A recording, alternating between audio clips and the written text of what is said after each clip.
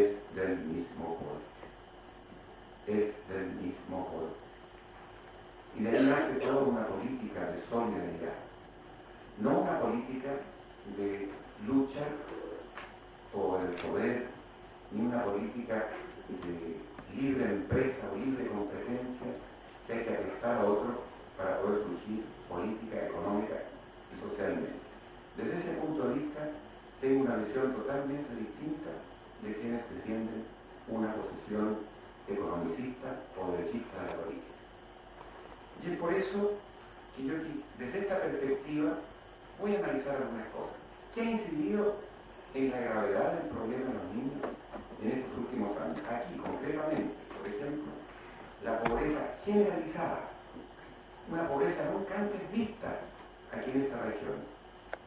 Aquí, en esta región, escúchese bien, en la Araucanía hay 395.000 pobres. 395.000 pobres, de los cuales 222.000 son indigentes. Y estoy hablando de estadísticas serias, 222.000 indigentes. Eso es lo que hace que algún día dijéramos nosotros que habían 5 millones de pobres. Y nos equivocamos, porque no eran 5 millones de pobres, nos corrigió el INE, dijo son 6.200.000 pobres. ¿Qué significa estas cifras aquí en la región? Que el 58% de los habitantes de esta región son pobres. ¿Y cómo se descomponen? Se descomponen, en primer lugar, en 87.000 familias pobres, de las cuales 49.000 son indigentes. 49.000 familias cuyo número de habitantes por hogar son 5,5. Esos son los indigentes. Y el resto, 5,3 por unidad familiar, son los pobres. Este hecho es dramático. Y es dramático por una cosa, porque el pan es duro. Y si lo comemos todos, no es tan duro. Pero cuando unos pocos comen pan duro y los otros no comen pan duro, es injusticia social. Y tenemos que mientras existe este grado de pobreza aquí en la región de 395.000 pobres, 222.000 indigentes, pues bien, en Chile 6.200.000 pobres, los bancos privados, en los últimos 6 meses han obtenido una utilidad de 10.000 millones de pesos. 10.000 millones de pesos. Esto es escandaloso. Escandaloso. Por eso hemos sostenido que se han enriquecido unos pocos y se ha empobrecido la inmensa mayoría de los chilenos. De ahí emana el problema del niño. Hay una pobreza generalizada. ¿Y cómo se traduce esto? Yo lo he visto, no es de hoy. Lo he visto en la población de La Bandera, en La Victoria, allí donde hay unas casas pequeñas cuyo living es la calle, donde no hay educación, ni hay trabajo, porque hay cesantía. Allí nace la delincuencia, allí nace la drogadicción, allí nace la prostitución infantil, que es la peor lacra que ha nacido en estos últimos años en este país llamado Chile. La prostitución infantil. Y no lo he señalado yo, sino que lo señaló un sacerdote muy equilibrado. El sacerdote Alessandro Morales, que tiene una casa para recoger las niñitas, escuchen bien, entre 9, 10 y 11 años de prostitutas para poder alimentar al resto de sus hermanos. Esto es la degradación moral. Contra esto estamos. Y los que somos cristianos estamos luchando por valores, no por problemas económicos. Algunos luchan por resolver los problemas de las empresas, los problemas de los bancos, los problemas de las utilidades, hablan de la política del chorreo, que las migajas caigan hacia abajo, y ninguna de esas cosas cae hacia abajo, porque la solidaridad se hace solo con justicia social, y la justicia social se hace solo cuando hay un Estado, un gobierno que se preocupa de reparar la injusticia. El animal más feroz es el hombre cuando encuentra su medio.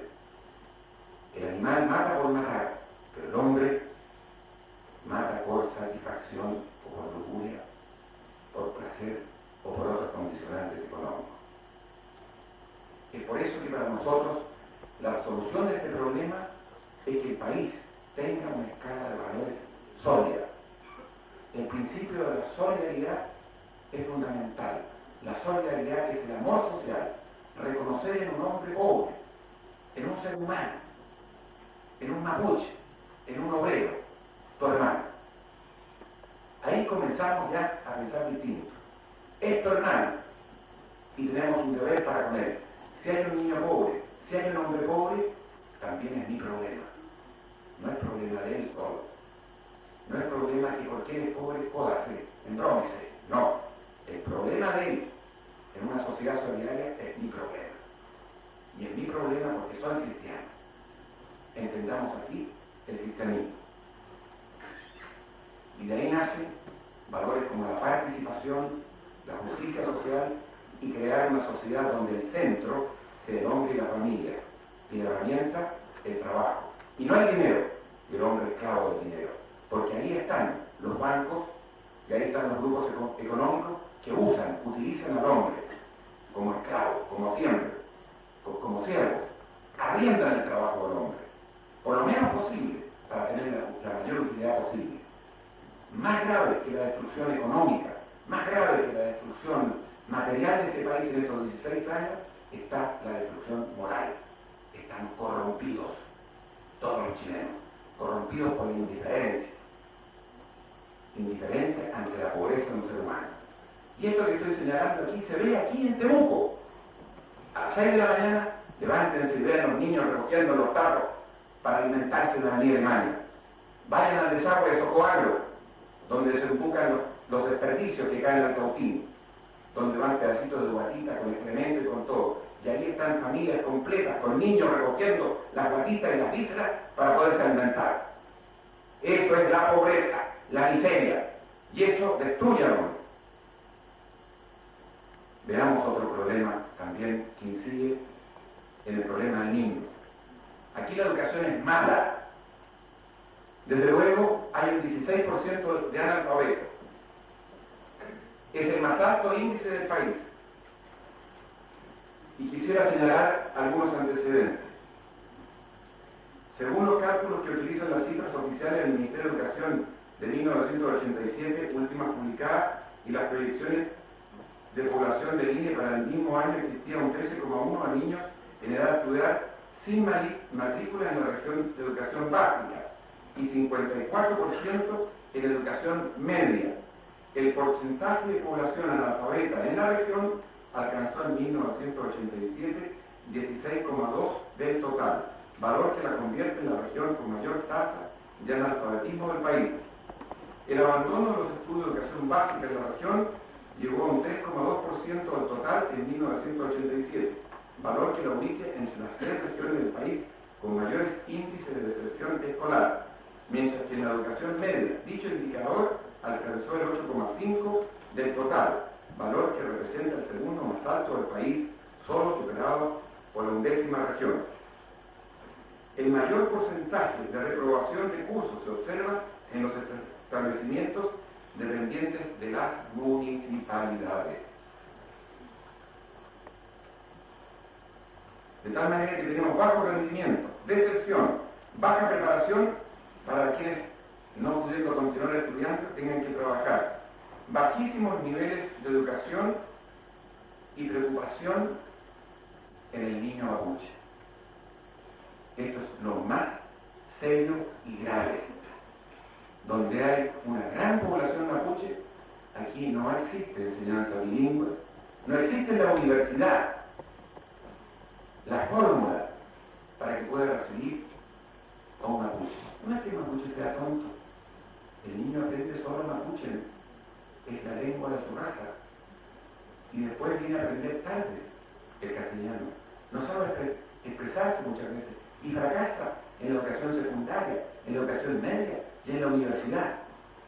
Este es un problema serio que tienen que abordar los niveles universitarios acá para poder poner de pie a una raza que era dueño de todo lo que aquí se veía, fue confinada en la reducción, después fue confinada a las comunidades y ahora aprobaron una ley injusta, terrible, de división de la comunidad destinada exclusivamente por la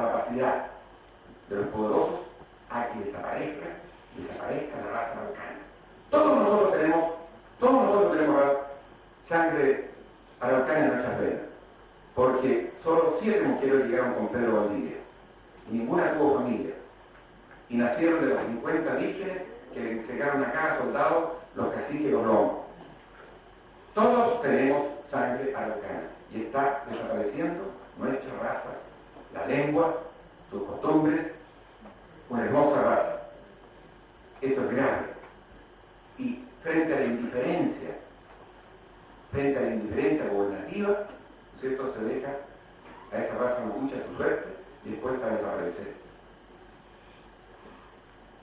El problema básico, y yo escúchenme que hable porque trato de ser un cristiano. Hay muchos que van a misa, se confiesan, comulgan, y hacen tutti y quanti, ¿no es cierto? Y cuando salen de la iglesia se sacan su anteojo de cristiano y se agarran a patadas, explotan, le pagan lo menos posible a sus trabajadores, jamás le han dado participación, se enriquecen de ellos y no les importa la vida ni la forma como se explota a un ser humano. Yo creo que los cristianos, si vamos a la iglesia, entramos, nos ponemos nuestros anteojos de cristianos. Y si salimos de la iglesia, tenemos que seguir guiando la vida también como cristianos. Y no podemos aceptar la explotación de un hombre, de una mujer, de un niño. Aquí, miles de niños están desempeñándose en trabajos que no son adecuados para un niño, haciendo corralitos, recogiendo limosna, cuidando autos, vendiendo Super 8. Llamemos la atención. Y no solamente es responsable del gobierno, somos todos responsables. Cada uno de ustedes es responsable por lo que aquí está pasando. Esta es una sociedad y los responsables de una sociedad es la sociedad entera. Esta es la gravedad. ¿Para qué hablar de la educación moral? Que deberíamos profundizarla. No habrá progreso ni habrá desarrollo si no logramos inculcar y reeducar a los niños moralmente. ¿Para qué hablamos de recreación si los niños se dedican en cuanto pueden a lo que he dicho, delincuencia, prostitución infantil y drogadicción? Yo les digo, los niños merecen también tener un espacio de recreación. Yo creo que aquí se está tocando el problema más profundo de un país, de una sociedad, y donde el problema es más grave, más doloroso, está aquí, en esta región. Y porque no hemos tenido durante 16 años un gobierno que contemple de alguna manera la solidaridad, sino que ha construido una sociedad egoísta donde el hombre modesto y consecuencialmente los hijos de los niños modestos no tienen nada que hacer en la sociedad que se ha construido. Por eso repudio la sociedad egoísta. La repudio, porque destruye al hombre, destruye al niño. Y es por eso que a mí no me importa las consecuencias, y por eso he luchado durante 16 años. Y lo he arriesgado todo. Y lo he arriesgado todo por el hombre, por aquellas frases que un día me dijeron, y lo dijo Eduardo Frei, porque el estómago de los niños, pobres y ricos, es del mismo corte. No hizo alusión a la cuestión material, hizo alusión a la falta de oportunidades para muchos niños.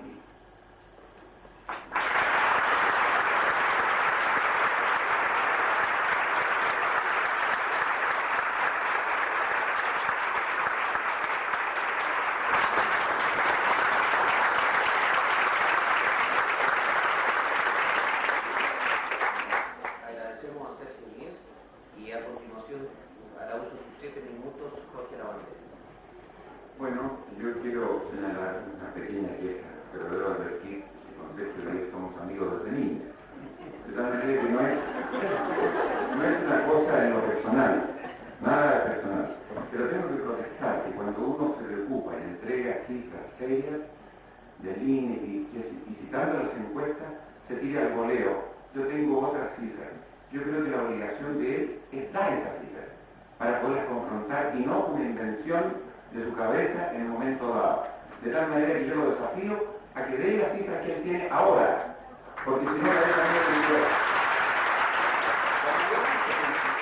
Yo nunca los debates, ¿cierto? Bueno, la estadística sostiene de que la extrema pobreza en esta región, que era la más alta del país, ha ido descendiendo. Y que en este momento la extrema pobreza de la región se puede pensar que es del orden del 14 o 15%. Esas son las cifras que manejamos oficialmente. Bueno, yo voy a señalar ¿Qué han tenido en el manejo del seminario de la región? Si coinciden con las mías o no coinciden. Perdón.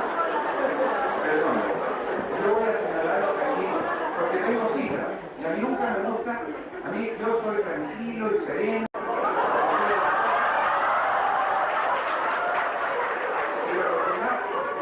Lo que más me molesta es que alguien pretenda que yo he señalado un hecho que no es exacto o es falso.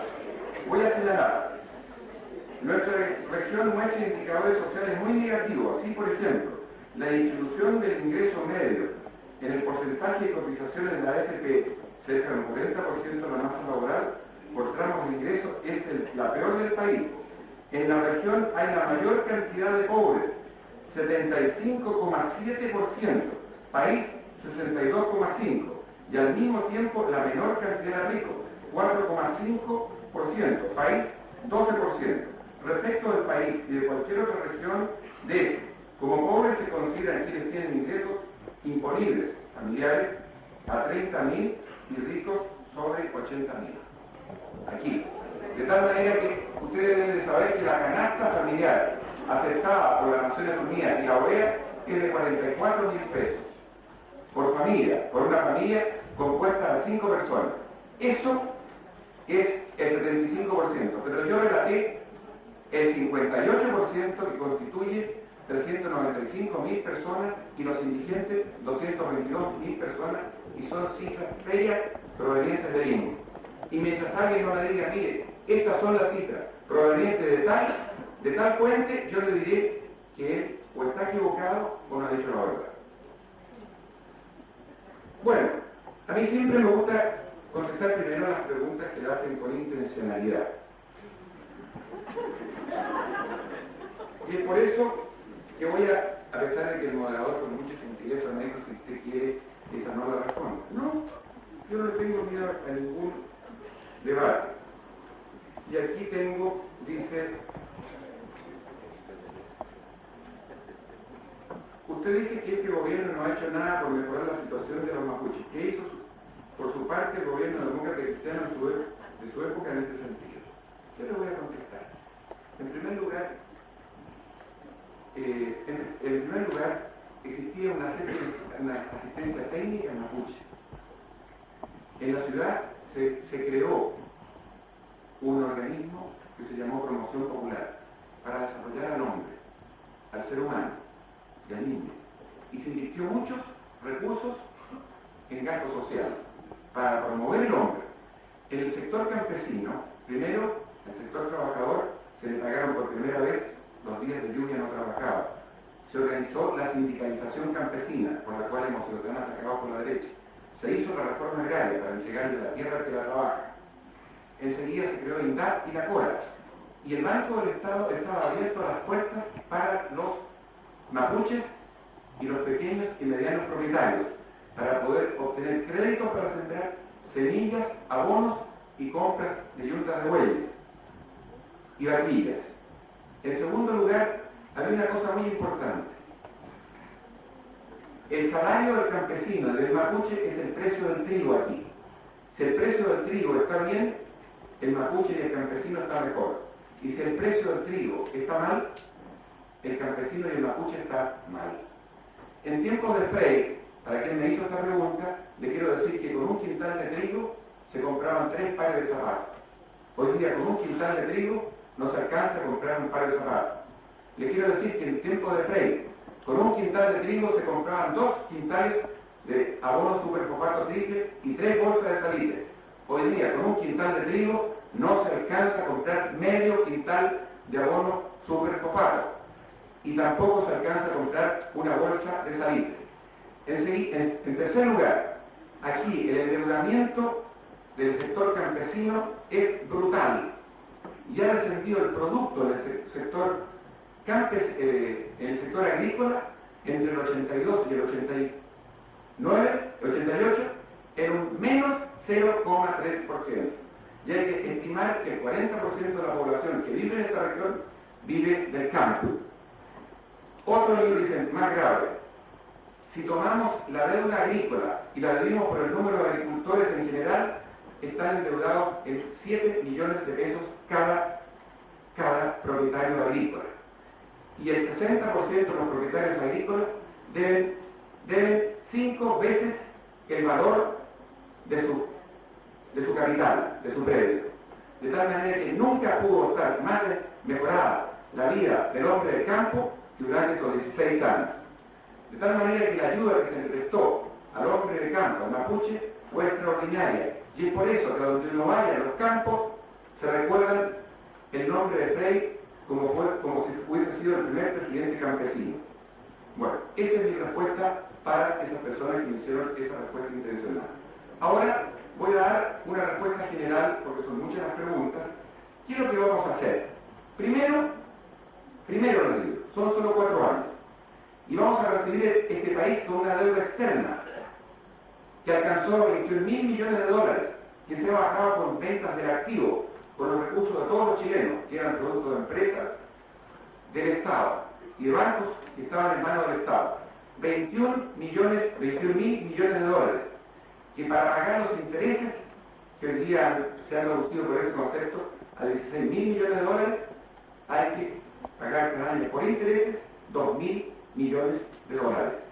¿Qué son 2.000 millones de dólares? Todo lo que produce la principal riqueza nuestra en Chile, el cobre. El cobre produce, la gran minería del cobre produce 2.000 millones de dólares. ¿Qué se podría hacer con 2.000 millones de dólares? 450.000 viviendas al año. En 2 años, y medio, terminar con el déficit habitacional que hay en Chile. Y en esta región hay un déficit habitacional de 18.000 viviendas. 18.000 viviendas. Pues bien, me han dicho que llega el tiempo, voy a mostrar lo que vamos a hacer en 4 años, solo el concepto. Primero, lo ha dicho el programa de Patricio Elwin. El primer problema va a ser la educación. El segundo problema va a ser el trabajo. Con cesantes no hay salud, no hay educación. Trabajo. En tercer lugar es la salud. Y en cuarto lugar es el problema de solucionar el problema de la vivienda. Pero antes que todo eso tenemos que reparar esta institucionalidad oprobiosa junto con la Constitución a que ha sido sometido el pueblo de Chile. El pueblo de Chile tenía la Constitución de la democracia, la Constitución de Pedro Aguirre Cerda, la Constitución de Alejandro, la Constitución de Ibáñez, la Constitución de Frei y la Constitución de Allende. La Constitución que había llegado a través de una reforma constitucional. Pues bien, se impuso una Constitución ilegítima por un golpe de Estado contra todo lo democrático que pudiera existir en este país. Y se colocaron conceptos que eran inmodificables, una Constitución pétrea. Vamos a gastar mucho tiempo, ya se gastó un plebiscito en modificar esa Constitución antidemocrática. Ahora vamos a tener que terminar de modificar esa Constitución antidemocrática. En segundo lugar, tenemos una última cosa: resolver el problema del Banco Central y del Banco del Estado. Ambas cosas. No podemos acudir ni a la solidaridad si no es posible que el gobierno futuro de la democracia pueda manejar los fondos públicos y no quede amarrado, como lo han querido dejar con el Banco Central y el Banco del Estado. Y finalmente, para estos problemas, este tipo de problemas, Patricio Elwin ha señalado que se va a crear un gran fondo de solidaridad para la pobreza. Eso es. Gracias.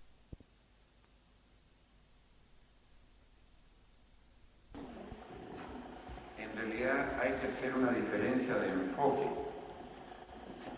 Y la verdad es que yo discrepo muy profundamente, diametralmente opuesto a la política que se ha seguido en estos 16 años.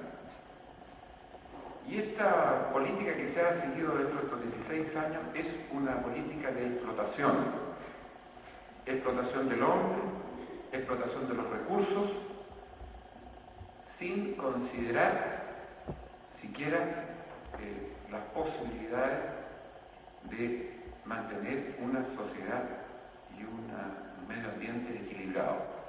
Cuando uno habla de la explotación de la Araucaria, hay gente, y me lo ha dicho a mí, gente que está está preocupada del negocio de la madera, me dicen, bueno, yo tengo araucarias, ¿por qué no las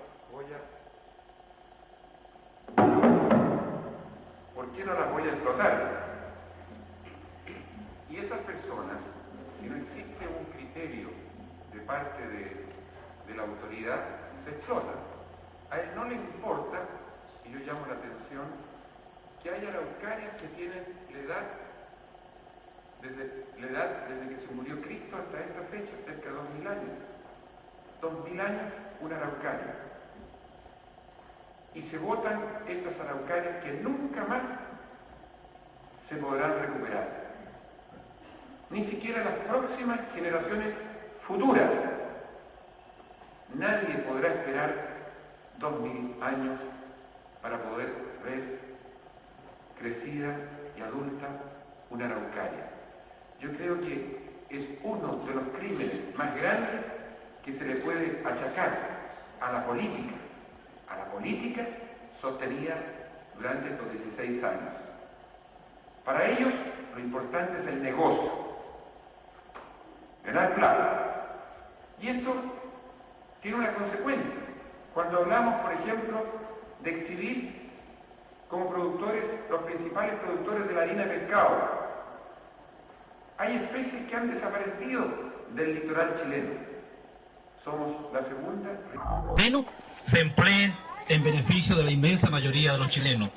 Yo los invito a que el 14 de diciembre, cuando ustedes concurran a votar, piensen por un momento, en ese minuto en que van a estar ahí, que el destino de Chile va a pasar por las manos de ustedes, que van a poder elegir una autoridad que les dé una sociedad distinta, una sociedad donde no exista odio, donde no exista una falta de trabajo, y también para nuestros ancianos que puedan tener pensiones dignas que le permitan terminar su vida dignamente.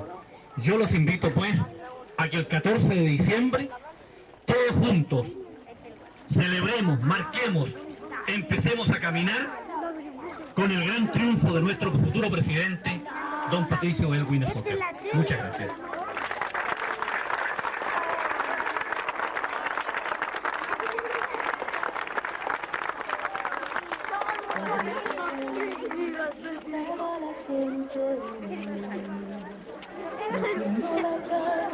Esas fueron las palabras de don Francisco Cochumilla, el candidato a diputado para el distrito 50, por el distrito de Mundo. Compañera Patricio Anderes va a ser el senador de esta provincia, y estamos seguros que él va a representar a este pueblo que siempre ha representado, a los más humildes, a los pobladores, a los trabajadores. Dejo con ustedes a nuestro senador, a Jorge Lavandero.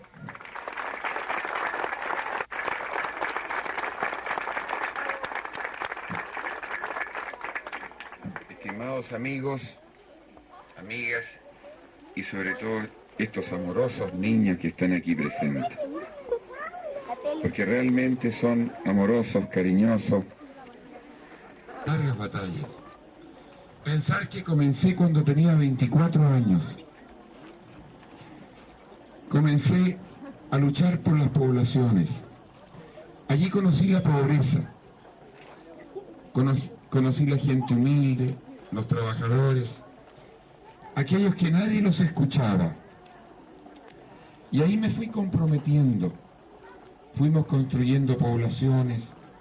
Me venía de la cámara los fines de semana y comenzábamos con maestros de primera, con martillos, con serrucho, a levantar las poblaciones. Así nació la población Lavandero, la población Amanecer, la población Lanín, la población Manuel Rodríguez,